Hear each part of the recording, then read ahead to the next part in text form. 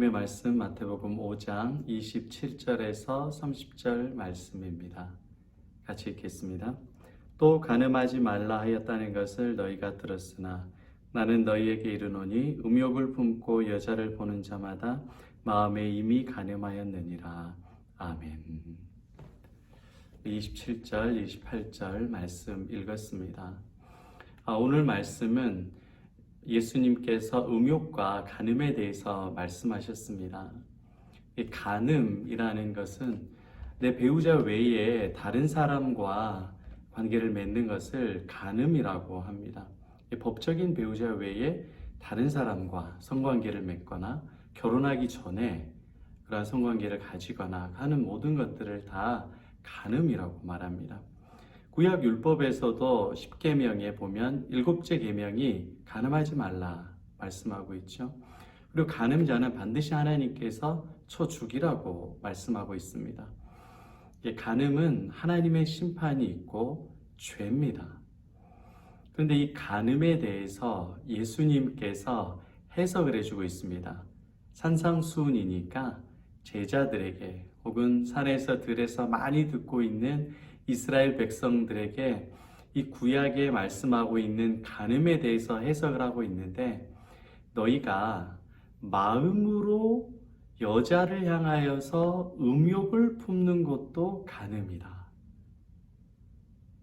여러분들은 이 말이 이해가 되세요?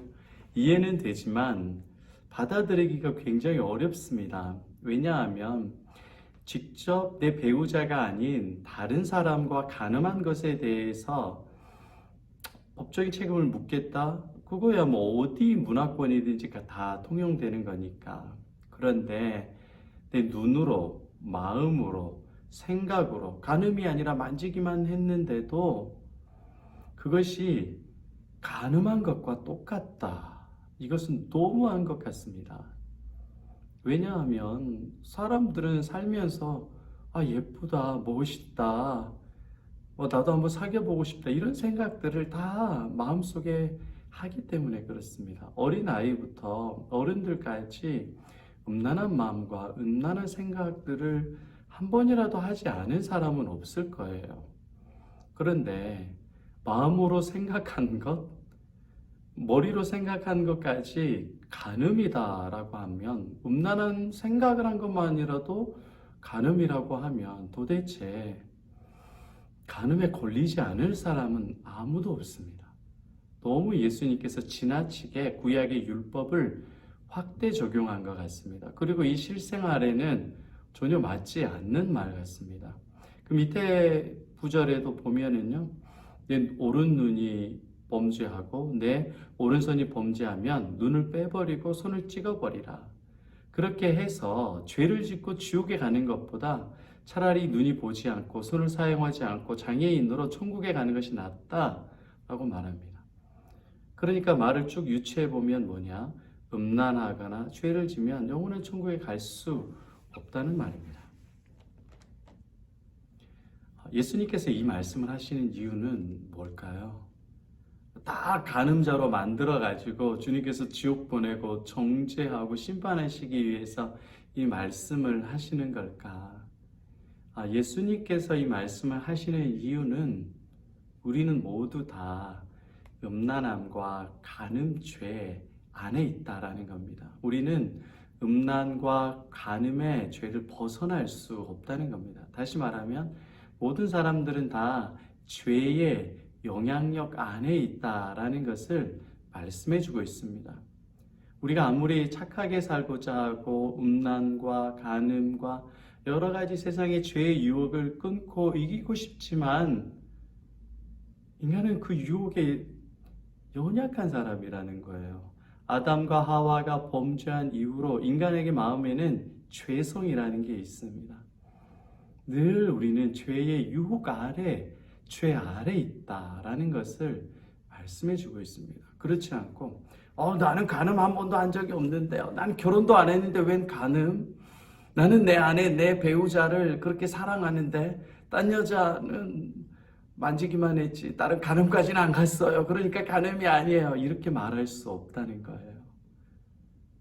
우리는 이미 나면서부터 죄를 가지고 있고 나면서부터 음란한 마음을 가지고 있습니다. 구약 성경에 보면 여인들에 대한 기록이 많습니다. 믿음이 좋은 여인들에 대한 기록이 많지만 또한 죄악된 여인들에 대한 기록이 많아요. 음란하고 간음한 여인들에 대한 기록들이 많습니다. 왜 주님께서 그런 기록들을 성경에 이 거룩한 책에다가 기록해 놓았을까요? 바로 우리의 모습이라는 거죠. 기생 라합도 마찬가지고 롯도 그렇고요. 그리고 남편이 5이 있었던 여인도 그렇고 간음하다가 현장에서 잡힌 한 여인에 대한 기록도 그렇습니다. 성경에 보면 이런 간음에 대한 또는 음탕에 대한 기록들이 많아요. 왜 그러냐? 그 음란하고 간음하고 남편을 배신하고 아내를 배신하고 늘 죄에 파묻혀 살아가는 인생이 바로 우리라는 말입니다. 우리가 겉으로 보기에는 간음하지 않은 것 같고 죄 짓지 않는 것 같아요. 그러나 그 마음의 이면을 살펴보고 생각을 살펴보고 내가 하고자 하는 일의 목적을 살펴보고 동기와 의도를 살펴보면 우리는 하나님의 영광, 의와 선을 이루려는 것이 주된 목적이 아니라 죄가 가득 차 있음을 발견하게 됩니다. 여전히 우리의 음란한 마음, 나의 쾌락을 위한 삶이 가득한 존재인 것을 발견할 수 있어요. 그래서 성경에 인간의 존재에 대해서 이렇게 정확히 말하고 있습니다. 의인은 없나니 하나도 없으며 하나님을 찾는 자도 없고 하나님을 구하는 자가 없다. 우리에 대한 거예요. 우리의 내면은 어떻습니까?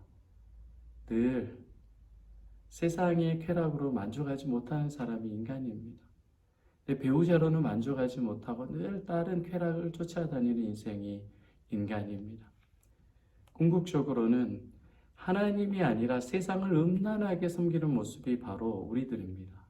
돈이 우리의 우상이 되고 건강이 우리의 우상이 되고 자식이 우리의 우상이 되고 직장이 우리의 우상이 되고 쾌락이 나의 우상이 되고 내 성공이 이 세상의 우상이 되어서 살아가는 음란한 모습이 바로 우리의 모습이다라는 것을 말해주고 있어요.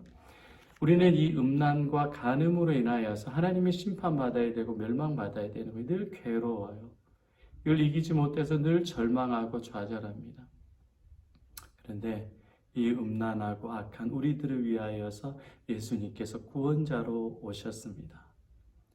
아무 죄 없는 예수님께서 우리의 간음죄, 우리의 수많은 세상의 유혹에 넘어가는 그러한 죄들을 예수께서 대신 십자가에 감당하셔서 예수님께서 대신 죽어주셔서 우리의 모든 죄가 깨끗하게 없어지게 된 거예요. 우리가 하나님의 자녀가 되었습니다. 음탕하고 음란한 삶, 방탕한 삶에서 이제는 내 참 신랑 되신 예수님을 사랑하는 삶으로 바꿔졌습니다. 그것이 성경에 잘 나타나는 예가 고멜입니다. 호세아와 고멜. 하나님께서 음탕한 여인, 간음한 여인, 방탕한 여인, 남자친구가 많은 여인인 호세아와 같이 결혼하라고 해요. 호세아가 남자 이름 같지만 여자입니다. 죄송합니다. 고멜과 결혼하라고 해요. 호세아에게 고멜과 결혼하라고 합니다. 고멜이 여자죠.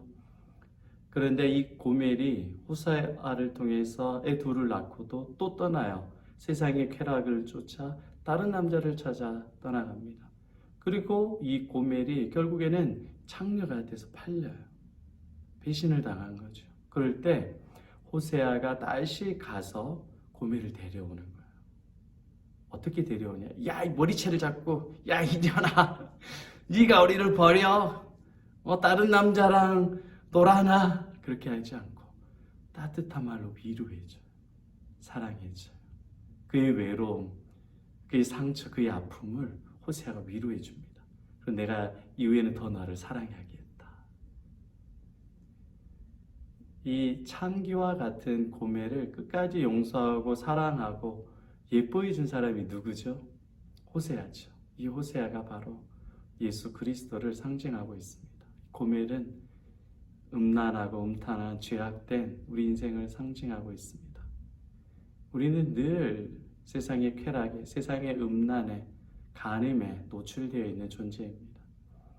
그런데 예수님은 음탕하고 간음하고 늘 죄에 노출되어 있고 죄에 쓰러지는 우리를 불쌍히 여기시고 우리를 찾아와 주시는 거예요. 그리고 우리를 살려주시고 말씀해 주시고 따뜻한 말로 위로해 주십니다. 내가 너에게 충실하고 내가 너를 사랑하고 귀하게 여기겠다. 예수의 사랑으로 인하여서 우리는 세상의 유혹과 어떤 음란의 유혹들을 충분히 이길 수 있습니다. 여러 가지 음란과 죄의 유혹으로 고민하시는 분들은 내 남편도, 내 배우자도, 내 부모도, 내 형제도 아니고 내 친구도 아니고 나를 정말로 사랑해주고 내 죄악된 수치스러운 이 모습까지라도 사랑해 주시는 예수의 희생과 예수의 사랑을 깊게 묵상해 보세요.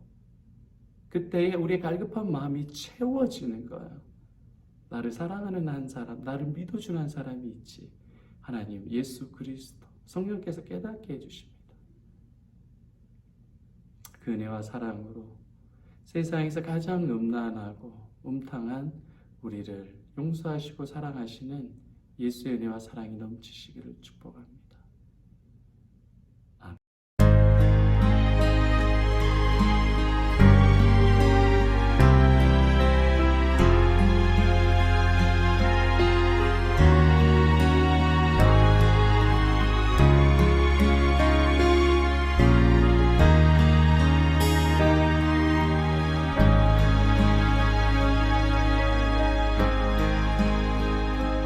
어둠 속에 매이던 내 영혼 갈 길 몰라 방황할 때에